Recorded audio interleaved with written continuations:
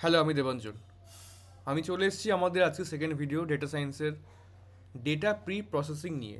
আমরা আগের দিনের ভিডিওতে আমরা দেখেছি কী করে লেভেল ডেটা এবং আনলেভেলড ডেটার মাধ্যমে আমরা সুপারভাইজড এবং আনসুপারভাইজ লার্নিং আমরা পারফর্ম করি, রাইট?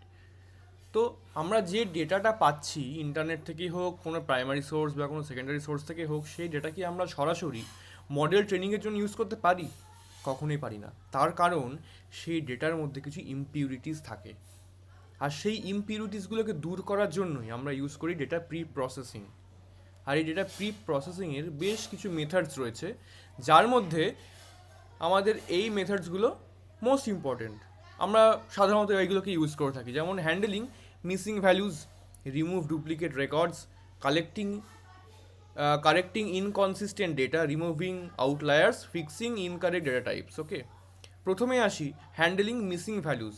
তো যে ভ্যালুগুলো আমাদের রয়েছে মিসিং, সেই ভ্যালুগুলোকে আমরা রিমুভ করি আমাদের ডেটা সেট থেকে, কারণ এইগুলো আমরা পরবর্তীকালে যখন মডেল ট্রেন করতে যাব আমরা দেখতে পাবো যে অ্যাকিউরেসি কতটা বেশি ম্যাটার করে একটা মডেলের পারফরমেন্সকে জাজ করতে গেলে। তো এই মিসিং ভ্যালুসগুলো তো অলরেডি একটা বাজে ইম্প্যাক্ট ক্রিয়েট করবেই, কারণ এই ভ্যালুগুলো তো ইউজ হচ্ছে না আমাদের মডেল ট্রেনিংয়ের ক্ষেত্রে, রাইট? তাহলে এটা তো ইম্প্যাক্ট করবে, আমাদের অ্যাকিউরেসি কিছুটা কমবে, খারাপ পারফরমেন্স করবে আমাদের মডেল। সেই কারণে আমরা এই ডুপ্লিকেট ভ্যালুগুলোকে আমরা রিমুভ করে দেবো, আর মিসিং ভ্যালুগুলোকে আমরা রিমুভ করে দেবো। তারপর আমাদের ফার্স্ট পয়েন্ট গেল, সেকেন্ড পয়েন্ট গেল কারেক্টিং ইনকনসিস্টেন্ট ডেটা। যে ডেটাগুলো ইনকনসিস্টেন্ট, যেমন তুমি দেখতে পাবে এই 5 দেখো, অ্যাটেন্ডেন্স 9, আবার 582, তার মানে এটা তো ইনকনসিস্টেন্ট হচ্ছে, কোনো কনসিস্টেন্সি মেনটেন হচ্ছে না। 5-এর জন্য 90, আবার 5-এর জন্য 82। সুতরাং আমরা এটাকে কিন্তু মার্চ করতে পারি। এগুলো একটা প্রসেস। এই প্রসেস নিয়ে ইন ডিটেলস ভিডিও আমরা পরে বানাবো, যে ডেটা প্রি প্রসেসিংয়ের হোল প্রসেসটা কীরকম হয়। Removing outliers. এবারে আউটলায়ার্সের কী জিনিস? আউটলায়ার্স হচ্ছে এমন একটা কন্ডিশন বা এমন একটা ডেটা, যে ডেটার জন্য আমাদের অল ওভার যে ডেটা সেট রয়েছে সেই ডেটা সেটের পারফরমেন্স খারাপ হয়। ধরে নাও কেউ 2 ঘন্টা স্টাডি করে পাচ্ছে 60 মার্কস, কেউ 5 ঘন্টা স্টাডি করে পাচ্ছে 20 মার্কস, কেউ 3 ঘন্টা স্টাডি করে পাচ্ছে 80 মার্কস। তার মানে এখানে এখানে আউটলায়ার্স তাহলে কোনটা?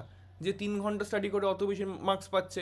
যদি আমি এটা তো আমি খুব ছোট একটা ডেটা সেট নিলাম, যখন অনেক বড় কোনো ডেটা সেট আমাদের থাকবে, সেখানে আমরা যখন জাজ করতে যাব যে ভ্যালুটার জন্য আমাদের অন্যান্য ডেটার সাথে সিমিলারিটি বিঘ্নিত হবে, সেই ডেটাটাকে বলছি আমরা আউটলায়ার্স। সেটাকে আমরা বাদ দিয়ে দেব আমাদের ডেটা সেট থেকে, সেটাকে ডিটেক্ট করে। আউটলায়ার্স ডিটেকশনের একটা প্রসেস রয়েছে, সেটাকে বলা হয় বক্স প্লট।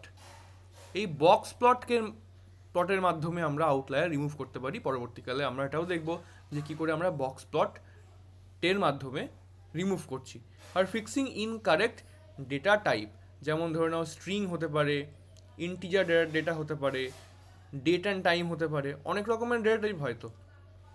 এইগুলোকে আমরা ঠিক করব বা সঠিক করে নেব আমাদের মডেলকে ট্রেন করার জন্য।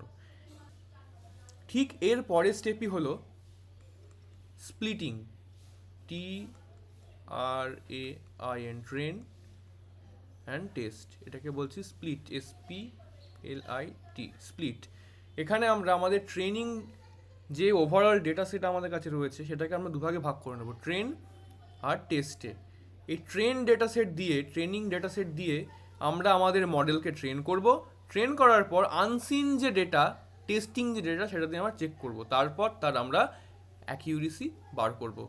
আমরা ডেটা প্রি প্রসেসিং তখনই যাব যখন আমরা এটার প্র্যাকটিক্যালটা দেখব। এর পরের ভিডিওতে সম্ভবত আমি এই ডেটা প্রি প্রসেসিংয়ের প্র্যাকটিক্যালটা নিয়ে আসবো, যাদের কোডিংটা খুব দরকার। তার জন্য প্রি রিকুইজিট দরকার কিন্তু পাইথন। Thank you.